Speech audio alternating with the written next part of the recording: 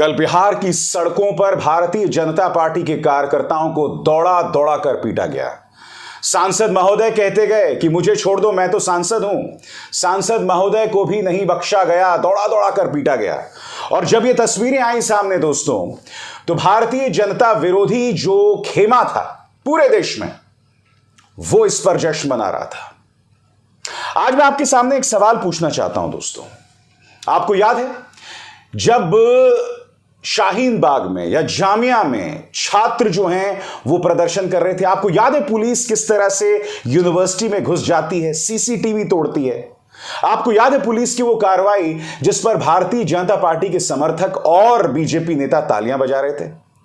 आपको याद है हमारे किसान जो शांतिपूर्ण सत्याग्रही आंदोलन कर रहे थे, जब उन पर पुलिस जो है लाठियां भांज रही थी, तब एक पूरा तबका उस पर तालियां बजा रहा था। यह तस्वीर है 23 मार्च 2021 की। आरजेडी समर्थक खेमा यह कह रहा है कि देखिए, हमारी एक विधायक के कपड़े फाड़े गए थे। तब भारतीय जनता पार्टी समर्थक खेमे ने इस पे भी तालियां बजाई थी। मैं आपको ढेरों मिसाल दे सकता हूं। हमारे देश की आन बान और शान, हमारे खिलाड़ी जब जंतर मंतर पर प्रदर्शन कर रहे थे, तब देखिए किस तरह से घसीटा था दिल्ली पुलिस ने। इस तस्वीर पर भी कुछ लोगों ने तालियां बजाई थी। उत्तर प्रदेश में सीएए के खिलाफ आंदोलन हो रहा था। यूपी पुलिस ने करीब 2 दर्जन लोगों को मौत के घाट उतार दिया था। और जानते हैं गोलियां कहां चली थी? सिर पे और छाती पर।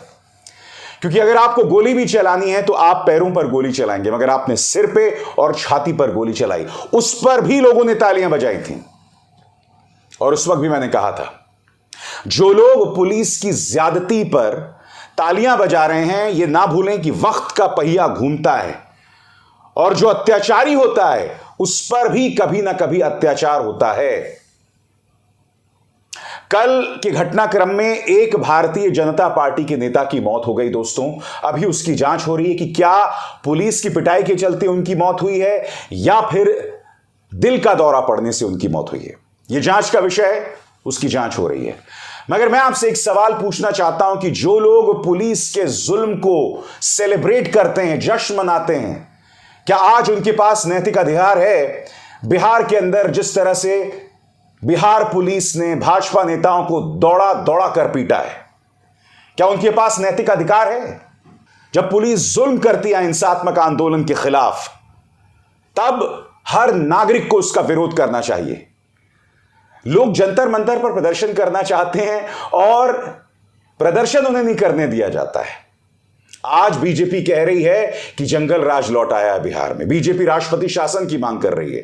बीजेपी यह तक कह रही है कि हमने तो पहले से नोटिस दे दिया था। मैं आपको ढेरों ऐसी मिसालें बता सकता हूं जहां लोगों ने जंतर मंतर पर प्रदर्शन के नोटिस दिए थे, मगर उनको आखिरी मौके पर हटा दिया गया। भूल गए आप किस तरह से घसीटा गया था हमारे महिला पहलवानों को? बिहार पुलिस ने जो भाजपा नेताओं के साथ किया, मैं उसके खिलाफ हूं। मैं नहीं जानता हूं कि लाठी क्यों भांजी गई, मगर जैसे मैंने कहा, ना भाजपा समर्थकों के पास नैतिक अधिकार रह जाता है इस मुद्दे पर प्रदर्शन करने का, जब आप भाजपा शासित राज्यों में पुलिस के जुल्म पर जश्न मनाते हैं। जब पुलिस मौत के घाट उतार देती है, तब आप जश्न मनाते हैं।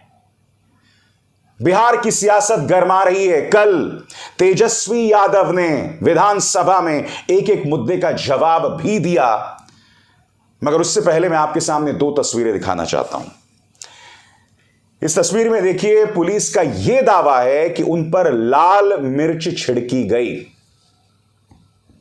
कल्पना कीजिए दोस्तों, अगर ये किसी और राज्य में विपक्ष ने ऐसा किया होता, तो आप अंदाजा लगा सकते हैं प्राइम टाइम में किस तरह के डिबेट्स हो रहे होते। पुलिस पर जानलेवा हमला, आतंकवादियों ने किया हमला लाल मिर्च के इस्तेमाल पर। और बात यहां नहीं रुकती। आपके सामने यह है भाजपा के एमएलसी जीवन ने यह तक कहा है, हम बिहार में आग लगा देंगे। आरजेडी के कई हैंडल्स उनके इस बाइट को वायरल कर रहे हैं जिसमें वो आग लगाने की बात करते हैं। एक छात्र नेता ने जब यह कहा था कि हम असम का संपर्क पूरे देश से अलग कर देंगे, तो उन्हें आतंकवाद की धाराओं में जेल में बंद कर दिया गया था। अब भी बंद है। तो ये जो एमएलसी हैं जीवन, जो बिहार में आग लगाने की बात कर रहे हैं, उसके बारे में भाजपा के नेताओं का क्या कहना है? हकीकत यह कि जब आप सत्याग्रही आंदोलन करते हैं तो ना उसमें मिर्ची फेंकने की ही कोई जगह होती है और ना धमकाने भड़काने की कोई जगह होती है। सत्याग्रह के आंदोलन को सही मायनों को सबको समझना होगा, खासकर जो लोग ये कहते हैं कि हम सत्याग्रही आंदोलन कर रहे हैं। इस देश में ढेरों ऐसी मिसाल हैं। किसानों ने इसकी मिसाल दी है, भूल गए आप? और इसीलिए उन्हें जीत मिली, क्योंकि जब भी आंदोलन में हिंसा का इस्तेमाल होगा वो आंदोलन कभी भी सफल नहीं होगा। तो जैसे मैंने कहा कि बिहार की सियासत गरमा रही है। भारतीय जनता पार्टी के नेताओं ने क्या कहा है कल पिटाई पे कुछ देर बाद, मगर विधानसभा में तेजस्वी यादव खासे उग्र दिखाई दिए। बकौल तेजस्वी यादव, भाजपा का टाइम पूरा हो चुका है और 2024 में उनका जाना तय। सुनिए क्या कह रहे हैं।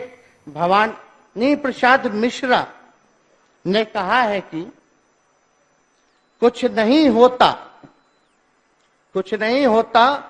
किसी की भूल का मेरी कि तेरी हो, कुछ नहीं होता किसी के भूल का मेरी कि तेरी हो, ये कमल के फूल केवल भूल है। तो महोदय, देश की जनता समझ रही है कि ये लोग केवल जुमलेबाजी बोलने वाले लोग हैं, देश को तोड़ने वाले लोग हैं, इसलिए सब लोग सजग हैं। अब इनका 2024 में आना मुश्किल ही नहीं है, नामुमकिन है महोदय। ये लोग आने वाले नहीं है। ये लोग कितना भी कुछ भी कर ले, हम लोग सब लोग अब सजग हो गए, एकजुट हो रहे हैं। एकजुट होकर के जनता जो है वो इनको सबक सिखाने का काम करेगा महोदय। खुद पर लगे भ्रष्टाचार के आरोपों पर भी तेजस्वी खासे उग्र दिखाई दिए। उन्होंने कहा कि एक मॉल मेरे नाम पर कर दिया गया था, मगर जैसे ही उस पे बीजेपी लिंक सामने आया, गोदी मीडिया खामोश हो गया। क्या कह रहे हैं तेजस्वी, सुनिए। और आजकल मीडिया के माध्यम से ये किसी को भी ईमानदार बना देते हैं और किसी को भी भ्रष्टाचारी बना देते हैं महोदय। तो उनको हम कहना चाहते हैं, बहुत आसान है यूं ही इल्जाम लगा देना, बहुत आसान है यूं ही इल्जाम लगा देना, मुद्दतें लग जाती हैं कुछ साबित करने में। तो इनका केवल जो है टीआरपी का ड्रामा है, केवल जो है न्यूज मेकिंग है, होना कुछ नहीं। कुछ दिन पहले मेरा मॉल बता रहे थे, अब मॉल गायब हो गया।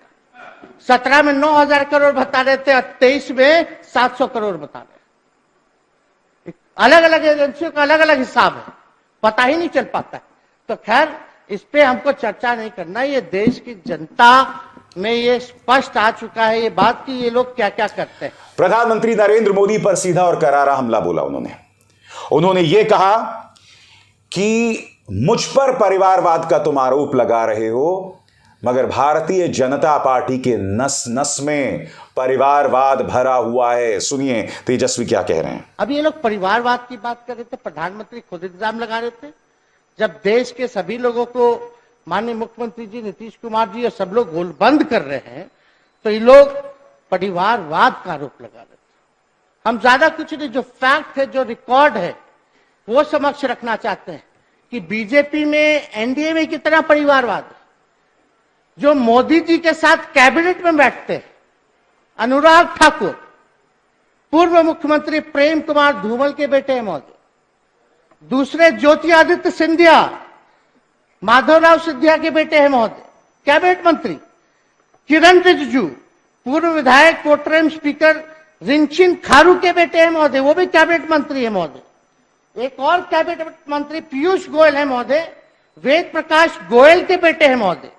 एक और कैबिनेट मंत्री धर्मेंद्र प्रधान, मंत्री देवेंद्र प्रधान के बेटे हैं महोदय। एक और कैबिनेट मंत्री राजनाथ सिंह जी के बेटे पंकज सिंह, खुद भी विधायक है। केंद्र मंत्री अनुप्रिया पटेल, मंत्री के पति भी विधायक है महोदय। आपके मिनिस्टर राव इंद्रजीत सिंह पूर्व मुख्यमंत्री राव वीरेंद्र सिंह के बेटे हैं।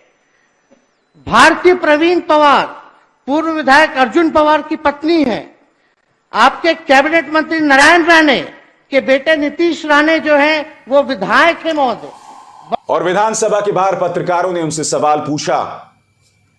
उन्होंने यही कहा कि समय का पहिया भूलता है। क्या भाजपा भूल गई कि उन्होंने किस तरह से विपक्षी नेताओं पर निशाना साधा था? क्या कह रहे हैं तेजस्वी, आइए सुनते हैं। मैंने आप कुछ बचा क्या? हम कह रहे हैं ना, इस कानून के तहत तो पूर्व मुख्यमंत्री को घुस के पीटेंगे। सरकार तो बदलती रहती है, कहाँ आप लोग रह रहे हैं? जाहिर सी बात है दोस्तों, भारतीय जनता पार्टी इस मुद्दे पर खासी उग्र दिखाई दे रही है। उनका यह भी दावा है कि बिहार में जंगल राज लौट आया है। सम्राट चौधरी भाजपा के नेता, उनका क्या कहना है, आइए सुनते हैं। महोदय से हम लोग आग्रह किए हैं, समय मांगे हैं, विजय जी वार्ता उनसे किए हैं। जैसे ही गवर्नर साहब बिहार आते हैं उनसे मिलकर भी एक डेलीगेशन मिलकर उनको पूरी जानकारी हम देने का काम करेंगे। साथ ही साथ विधानसभा में और विधान परिषद में जब 11 बजे दोनों सदन खुलेंगे तो सरकार से जवाब भी मांगेंगे कि आपने लाठी क्यों बरसाई। ये जानना चाहती है भारतीय जनता पार्टी।